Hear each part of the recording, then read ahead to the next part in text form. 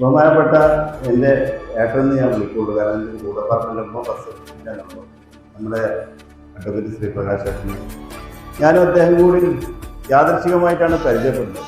ദിവസം വിളിക്കുക 3-4 വട്ടം. സ്വന്തം മോനെ സംഭവിച്ച മാതിരിയാണ് എൻ്റെ മോനെ സംഭവിച്ചപ്പോൾ അദ്ദേഹം ഇടപെട്ട് കാര്യങ്ങൾ മാറുക.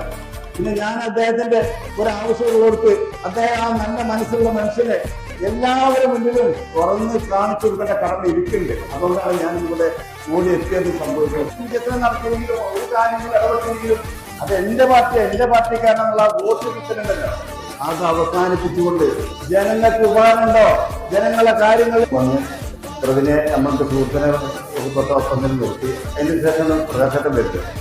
പ്രകാശേട്ടൻ വന്ന് നാസർമാനോ ഓർമ്മ ഇട്ടിട്ടോ എൻ്റെ കുട്ടികൾക്കൊന്ന് കാണാണ്ട് കാര്യങ്ങൾ പറയേണ്ടതാണ്. അദ്ദേഹം